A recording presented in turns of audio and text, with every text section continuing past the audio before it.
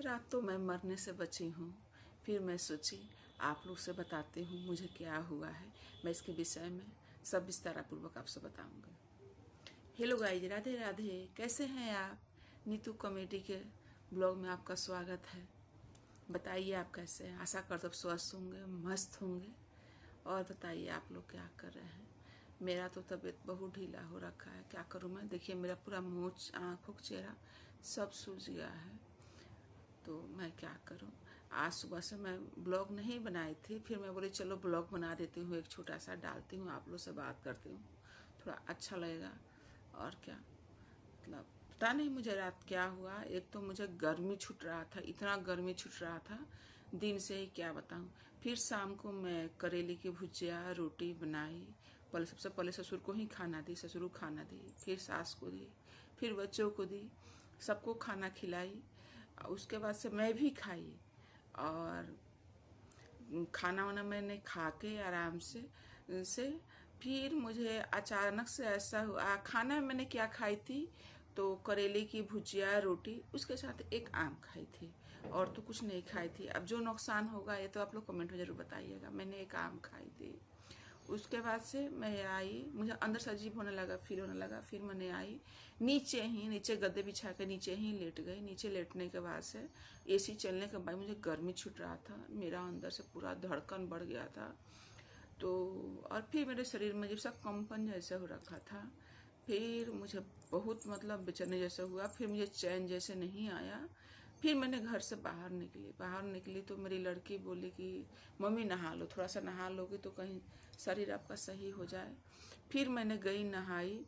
मैंने कमरे से उठी ही मेरे पैर सूजने लगे, मेरे पैर इतने मोटे मोटे हो गए, और मुझे बाथरूम में जाने में ही मुझे मतलब लंगड़ लड़के मैं बाथरूम में पहुंची। उसके बाद से मैं नहाने गई, नहाने के बाद से नहाते समय मेरे पेट फूल के इतना बड़ा हो गया, इतना बड़ा मेरा पेट फूल गया। और फिर मुझे तो समझ भी नहीं आया मुझे क्या हो गया। मैं सोची आज नहीं बचने वाली हूँ, आज नहीं बचने वाली हूँ, आज तो मेरा काम समाप्त है। लेकिन फिर वहाँ से आई, फिर पापा तो हुए नहीं घर में, फिर पापा के पास उन्होंने फ़ोन लगाए, वीडियो कॉल लगाए। फिर धीरे धीरे करके सास भी यहीं थी। फिर वही 12-1 बजे रात में थोड़ा सा हल्का हुआ। फिर पता नहीं क्या हुआ, मुझे समझ में नहीं आया अभी तक मुझे क्या हुआ है। एक दवाई भी मैं नहीं खाई हूँ, उन्होंने वहीं से जो भी ठहरा दवा दुआ जो भी ठहरा वही दिए वहाँ से मेरे हस्बैंड ने, उसी से थोड़ा हल्का हुआ।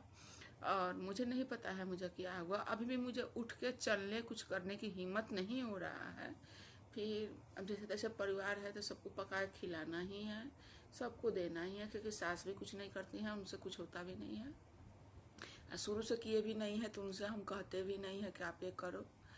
और पता नहीं क्या हो रहा है, कैसे हो रहा है। मैं तो सोची मेरे बच्चों को आज क्या होगा, मेरे बच्चे कैसे रहेंगे, क्योंकि पापा भी घर पे नहीं रहते हैं, पापा भी अयोध्या रहते हैं। मैं सोची बच्चे के साथ कौन रहेगा, क्या होगा। फिर मुझे समझ में नहीं है, मतलब मेरा तो ऐसा हो रखा था रात, खाली मेरे आँख से आंसू ही आ रहे थे, मुझे समझ में नहीं आ रहा था, मुझे सांस लेने में भी दिक्कत हो रहा था कि मुझे मतलब क्या हो गया, मुझे ऐसा कुछ समझ में नहीं आ रहा था। बच्चे भी परेशान हो गए थे, बच्चे भी दोनों दो तरफ से बैठे ठहरे थे, क्या हो गया मम्मी को। फिर पता नहीं यार दोस्तों, मुझे ये नहीं समझ में आया मुझे क्या हुआ। लेकिन चलिए थोड़ा सही हो गई हूँ, लेकिन अभी भी चल नहीं के मतलब हिम्मत नहीं हो रहा है। इतने धूप में अपने लड़के को अकेले भेजी थी कोचिंग, अकेले आया है। जैसे जैसे घर परिवार का काम तो मैंने करके अपना सब निपटाई हूँ, कि बिना परिवार का काम किए वो काम कैसे चलेगा, सबको सब चीज़ देना ही हुआ।